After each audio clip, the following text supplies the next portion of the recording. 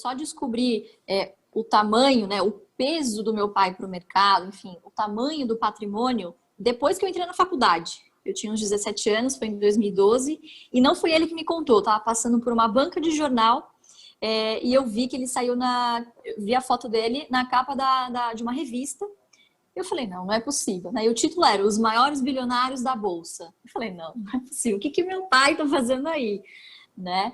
Então, uma história super curiosa, porque eu nasci em São Paulo, mas eu fui criada no interior de São Paulo, né, em Mariporã, então a gente sempre teve uma vida super confortável, nunca me faltou nada, mas simples, né? Eu nunca tive acesso, como eu vejo por aí, por exemplo, meus amigos, desde cedo, poxa, cartão de crédito à vontade, mesada, nunca tive isso, né? Então, meu pai sempre foi muito regrado ali comigo desde criança.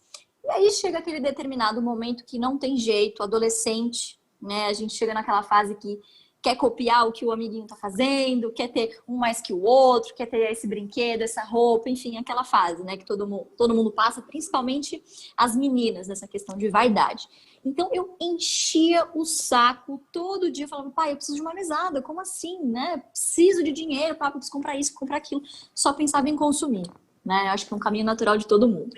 E aí eu me lembro de um jantar, que ele, de saco cheio já de me ouvir insistir que eu queria uma mesada, eu tinha 14 anos. Ele virou para mim e falou assim, Luiz, é o seguinte, você me convenceu, você vai ganhar uma mesada. Só que quem vai te pagar não sou eu. É o lucro das empresas que você vai ter na sua carteira. Então é o seguinte, eu comprei aqui para você X ações da Ultrapar, tá?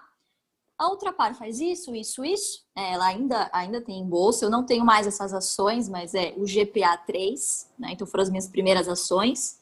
E ele comprou ali para mim o equivalente a 60 mil reais em Ultrapar. E falou, olha, é o seguinte, essa sua carteira aqui que eu montei Quando para você você... fez 14 anos, ele comprou 60 mil reais em ações para você. Foi esse seu... Exatamente. Tá. Seu Exatamente. start Em no ações da mercado. Ultrapar. Tá. Exatamente. E ele virou para mim e falou assim, olha, é o seguinte, essas ações vão te pagar mais ou menos o equivalente a 300 reais por mês. Tá bom para você? Você consegue se virar? Eu falei, pô, tá ótimo, maravilhoso. E aí ele falou para mim, bom, aqui você tem um aprendizado a seguir. Ou você pega esse dinheiro e gasta, faz o que você quiser, mas eu não vou te comprar mais nada. Você tem 300 reais.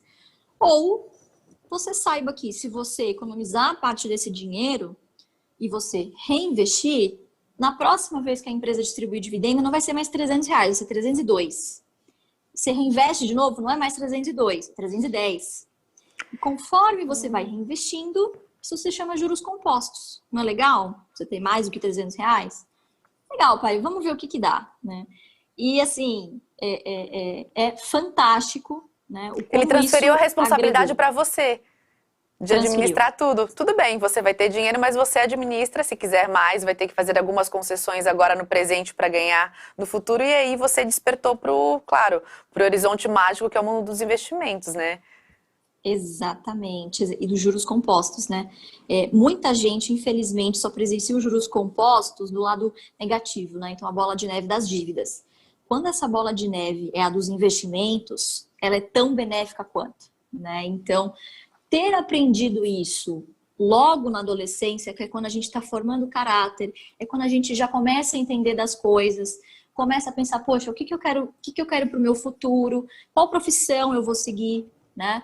Então foi extremamente essencial para mim, primeiro, descobrir o valor do dinheiro, né? 300 reais para o meu pai não é nada, nada, né? Mas ele preferiu não me ensinar uma lição do que simplesmente entregar. Né? Então, isso de fato me fez perceber o valor do dinheiro, que isso não cai do céu, não nasce em árvore.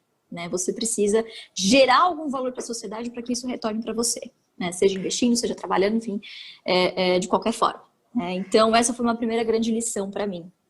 Isso acho que virou um pouco uma chave também em você, né, Lô? Porque você não deve ser fácil você acordar, enfim, de repente você se vê herdeira, você sabe que tem um mundo à sua disposição, mas ao mesmo tempo você aprende a valorizar outras coisas tão mais importantes, ou seja, essa questão de gerar valor para as outras pessoas também, é isso que a gente faz gerando dinheiro, porque não é sobre gerar o dinheiro também, é sobre o tempo, né? E principalmente quem começa antes tem muito mais tempo em seu favor favor por conta dos juros compostos. Então, quanto mais cedo você começar, o seu pai começou com quantos anos a investir?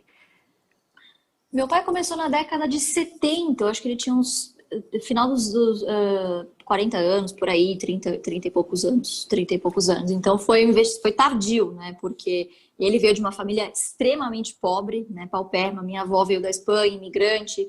Então ela dizia, poxa, o Brasil é o país mais rico do mundo, né? Tem comida boa no lixo. Então você imagina, era uma situação realmente de muita pobreza, né? E ele cresceu com isso muito dentro dele. Olha, não posso voltar a ser pobre. Foi por isso que ele foi para a bolsa. Não foi para ser rico, foi para nunca mais voltar a ser pobre, né? E ali, enfim, ele começou a jornada dele, né? Acho que tem muita gente que pensa que caiu do céu ou que ele investia R$ 50 por mês e de repente ficou bilionário. Não existe mágica, né? Eu acho que é muita competência, muito estudo, muita coragem e um pouquinho de sorte também, né? Então, tudo isso misturado, também a educação financeira dele sempre foi, claro, porque não tinha dinheiro, então ele sempre foi acostumado a viver uma vida muito simples, com muito pouco, né? E trabalhar muito. Então ele tinha 3 empregos, né? Teve uma que ele chegou a ter 4 empregos.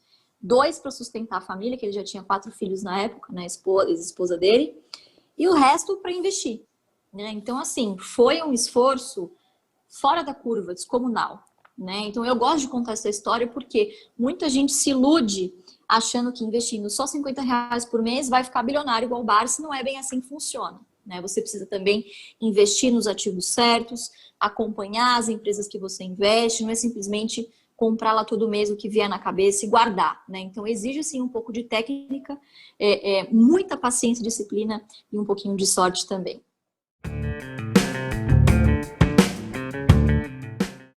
Olha, por incrível que pareça, eu acho que economia e contabilidade é muito mais humanas do que exatas. Por que que eu digo isso?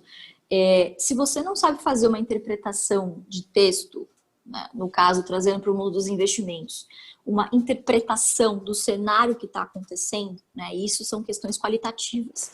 Ou se você não consegue entender o que a empresa faz, quem são fornecedores, quais são os insumos, para quem ela vende, enfim, toda essa questão mais conjuntural e qualitativa, não adianta você ser um crânio, um gênio em matemática, porque você não vai saber o que aquele output, o que aquele resultado daquela sua planilha de valuation te deu, né?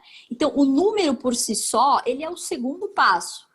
A primeira coisa é você saber o que a empresa faz, né? A gente sempre fala, tem uma máxima entre os analistas que o bom analista é aquele que já te convence no primeiro ou segundo parágrafo de que esse case é bom, no texto, no convencimento, no argumento, né? E aí ele te suporta com dados. Olha, é isso, isso, isso. Por quê? Porque isso, isso, isso, né?